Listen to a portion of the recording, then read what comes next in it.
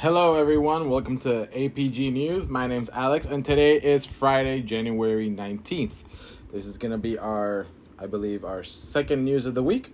Let's keep this up and see what this week had in store for us. Let's begin with the movie department. Let's get that out of the way. Sony Pictures has confirmed that the game Until Dawn is getting a live-action movie adaptation. It will be helmed by David Sandberg, which is known for directing horror successes like Lights Out and Annabelle Creation, as well as the DCEU's films Shazam and its sequel Fury of the Gods. Gary Dauberman will be refining the script, and he has been on board It, Annabelle, and The Nun. And he is refining the script, like I mentioned before, that was made by Blair Butler of The Invitation.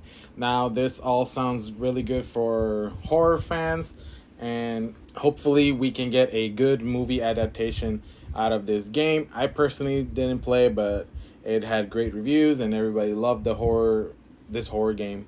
At least that's from what I read and whatnot, right? But it seems like it has big names behind it, and hopefully they don't ruin it. That way we get better video game movie adaptations in the future. We have had good ones with Mario and Sonic. Let's keep that going. Next, we have Halo's long-rumored Battle Royale that it was supposed to be coming to Halo Infinite. It was going to be made by Certain Affinity. It was codenamed Project Tatanka. Has been reportedly canceled. So it has been canceled before it even was revealed.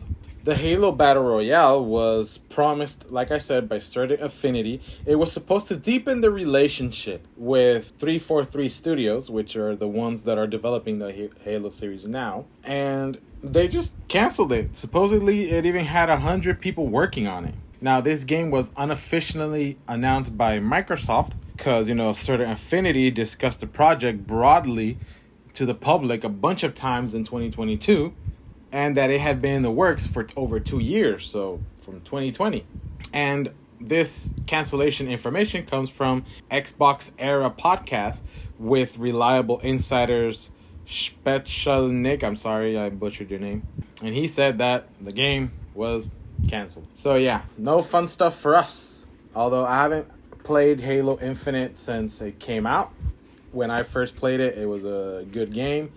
I liked the story campaign that it was open. The multiplayer, it kept me hooked on for a bit. But like always, we wanted more. But yeah, this is bad news for everyone involved.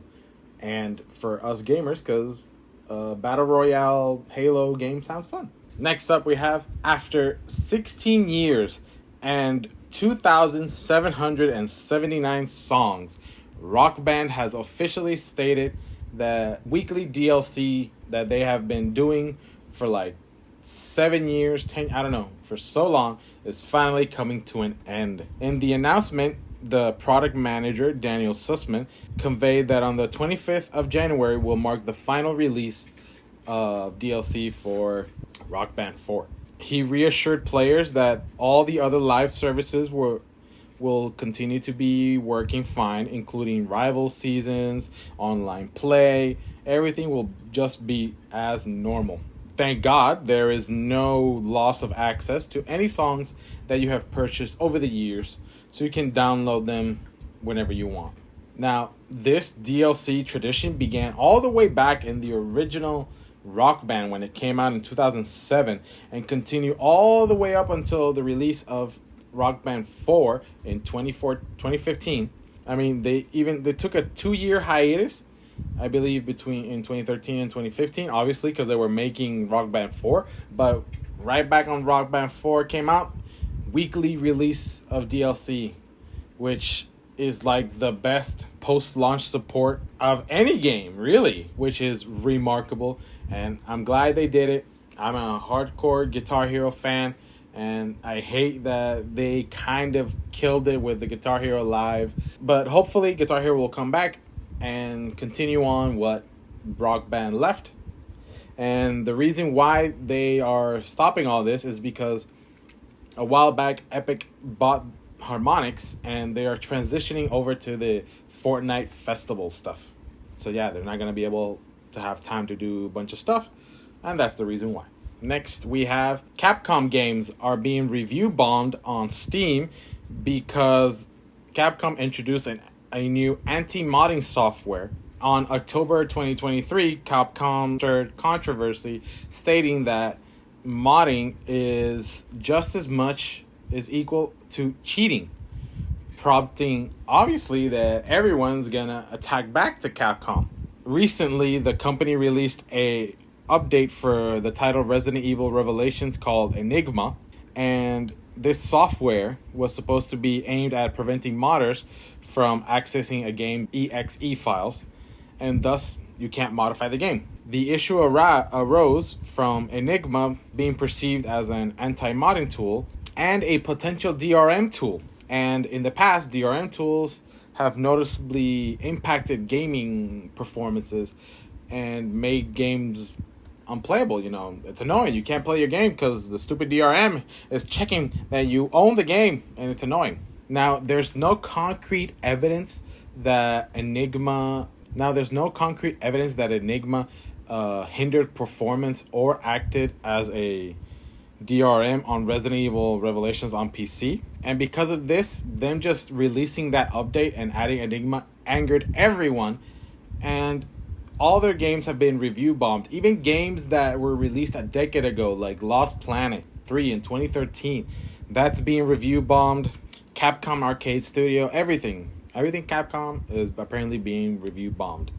As of now, Capcom has not issued an official response to the concerns of gamers following its Enigma thing. I believe they released it like a week later, but still, they're trying to find a way, and we will not be content with that stuff, Capcom.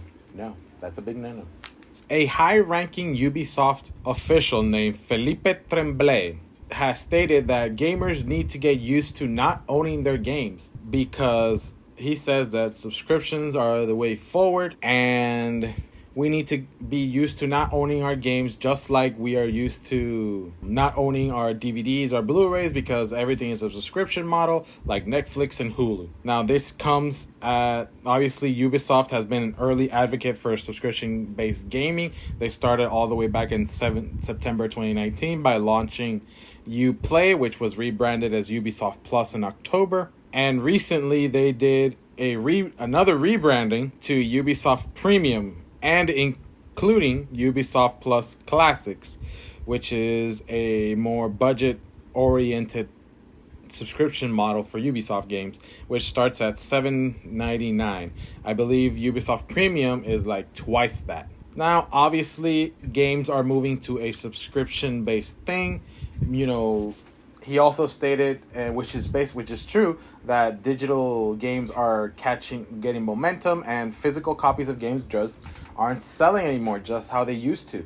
I, on the other hand, buy my games physical. I do appreciate Game Pass and PlayStation Plus, but if we follow the same thing that the Netflix, Hulu, like media, that kind of media streaming is going, we're going to have so many different subscription services that we're just going to go back to the original thing, and it's horrible. I like having just my Xbox Game Pass, and not everyone needs to have a subscription model. And obviously, him saying that we don't own our games and being used to that, everyone hates that. No, I'm sorry, but he's completely wrong. Even though he says that he has, the info and the statistics to back it up. I don't know. And following what Felipe Tremblay said, that we don't own our games, we should get used to having a subscription service, the CEO of Larian, Sven Vink, took to Twitter to reveal his thoughts on it, and he says that you will never see Baldur's Gate on Game Pass or PlayStation or any subscription services. He raised apprehensions about the subscription models, allowing a select group to determine, because if we're in subscription services, that means a select group is what will determine what games we can play, what games we can't, and obviously we don't want that kind of future. he understands that there are smaller studios that might appreciate these kinds of things, the subscription model, because it's much easier to receive an upfront payment from Microsoft or PlayStation. Maybe this studio isn't heard of, and that will help them get their foot in the door and make more games and make better things. But like Baldur's Gate, which is a huge game, it's a AAA game. It really doesn't need the subscription model. I mean, they were forecasting 100,000 games to be sold, and they have been sold in the millions. So he does have a point, and I completely agree with him. And to wrap this up, Microsoft had their developer direct yesterday, I believe. Yeah, on Thursday. And they showed us 5 whole games. And all these games will be coming out in 2024, which is great. Which is Avowed, Hellblade 2, Visions of Mana, I'm sorry. Which is the first Mana game in like 15 years. Aura, History Untold, and Indiana Jones, The Great Cycle, which is supposed to be taking place between the first 2 movies of Indiana Jones. And out of all those games, I'm excited to play Indiana Jones. It looked great, and it's being made by Machine Games, and that's everything. Thank you so much for joining us. My name's Alex, and we'll catch you in the next one. Bye.